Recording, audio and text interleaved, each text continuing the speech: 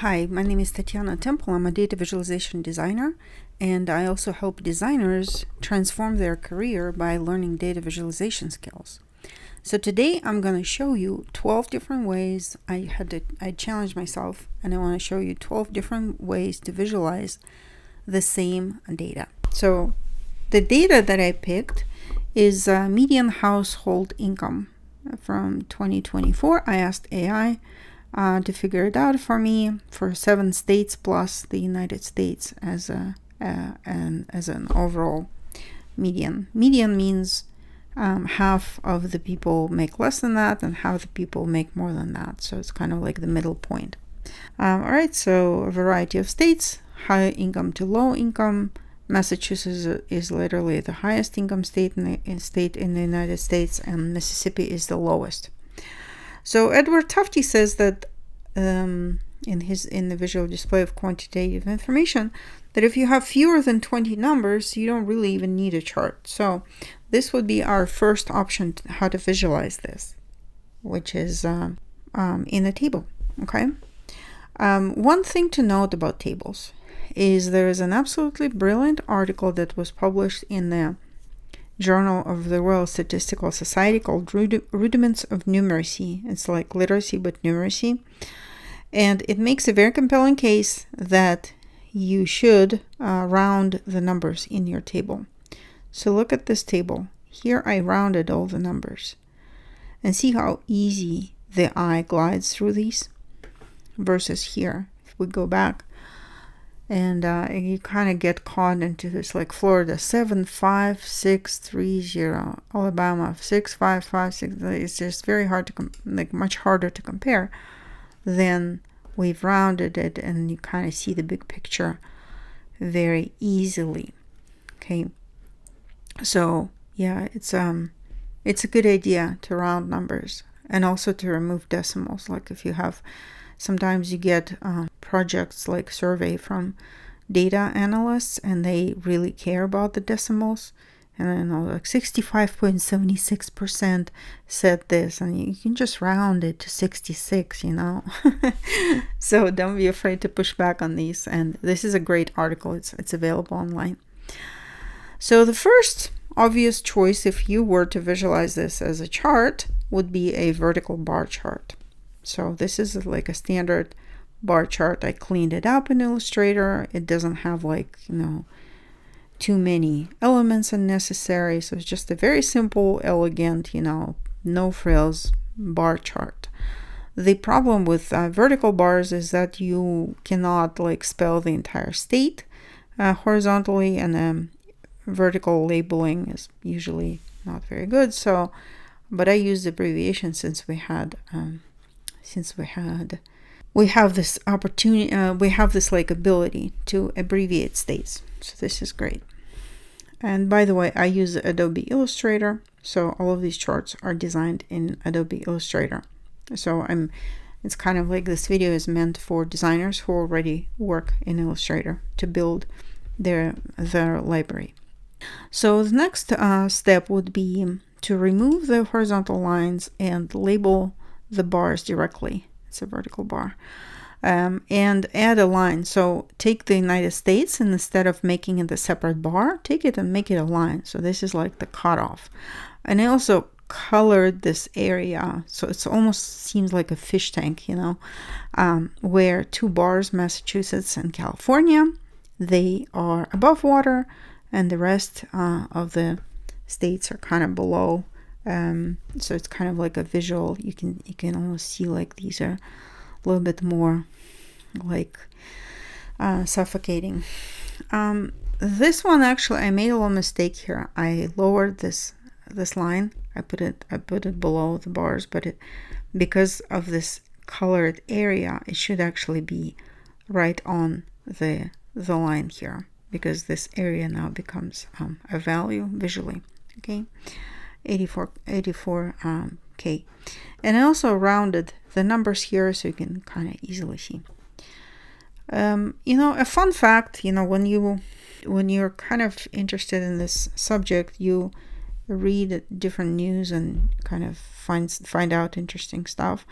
And just one story was in the news recently that there was a survey in the United Kingdom asking British people how they perceive their income compared to American income.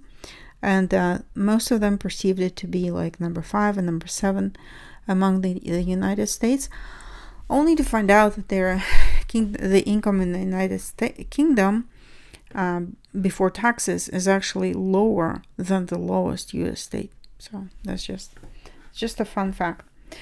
But let's go back to our list. Next one, number 4, is horizontal bars.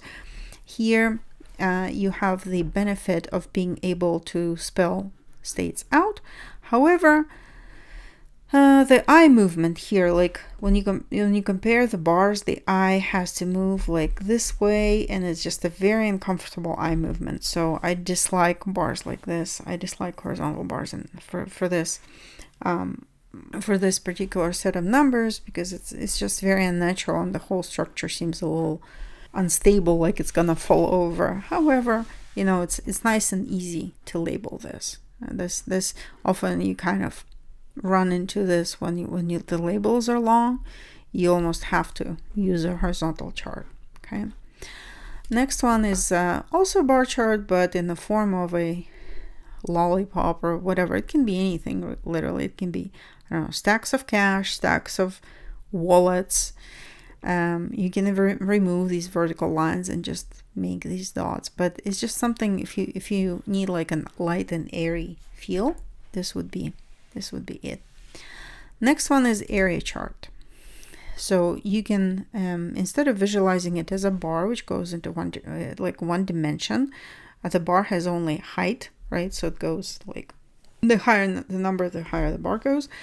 Here we are talking about an area, so this becomes like a 2D. So you have to scale them proportionately to the area, and this way they're not that much different, because we're talking about scaling both of these dimensions. Okay. If you're worried about how to scale both dimensions, it's actually already done in Illustrator. If you use Illustrator pie chart tool, the archaic pie chart tool, nonetheless, it will scale these circles for you if you put these numbers in a column. If you put them in a row, it will make pie slices, but if you put them in a column, it'll make little circles.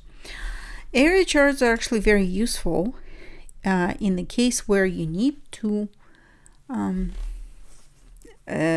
you have like very different numbers, like 1,000 versus 10.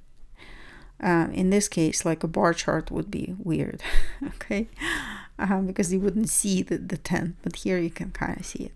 All right, so you can also do icons instead of bubbles. You can just take the icons and scale them, like make them the same, diameter, make the size of the icons proportionate to the circles. So basically this would be like the circle edge to edge here. I just scaled it this way. Okay. Another option is bars on a map. You can do this. Here I added rankings.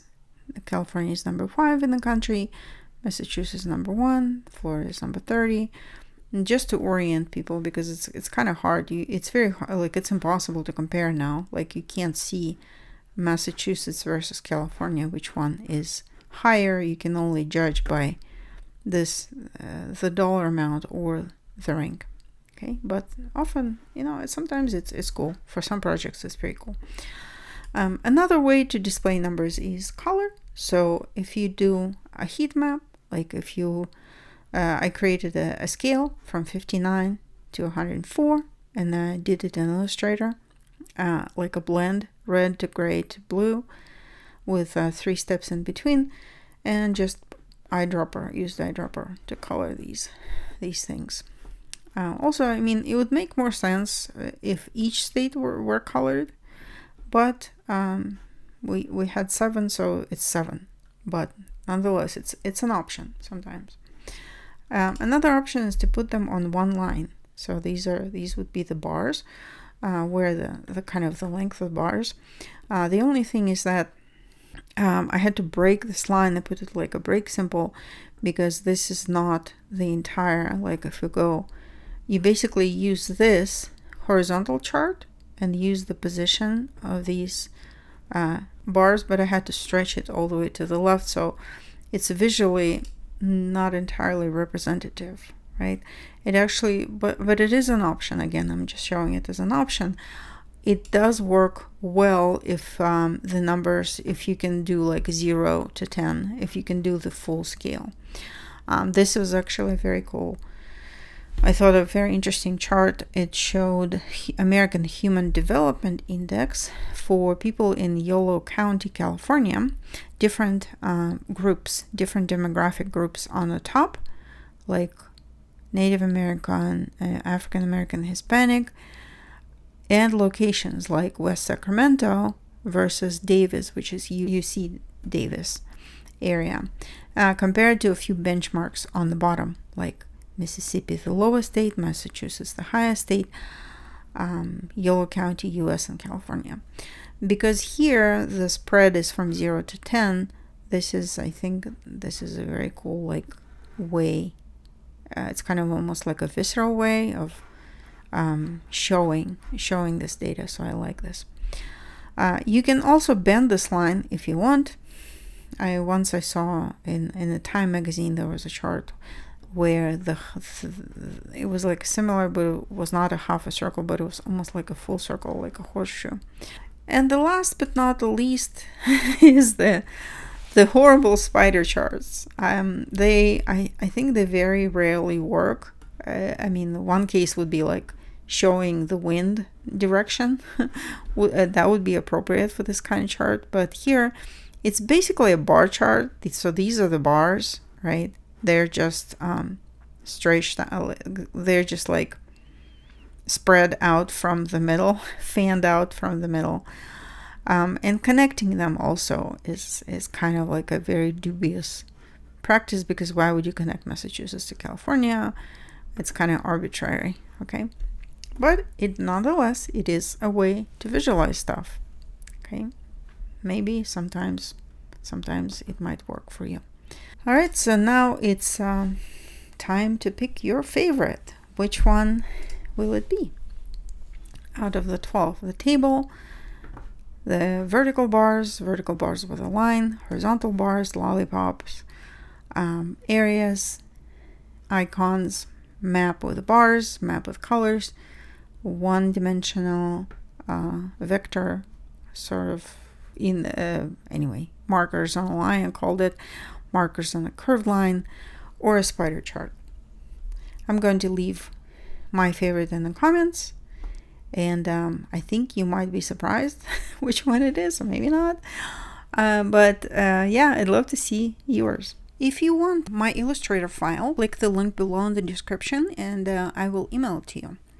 Also, like this video, subscribe, and just subscribe to my mailing list, because I'm launching a data visualization coaching community in August probably this year, 2026, and it will help you totally elevate your data visualization game and get those amazing projects. And so thanks for watching.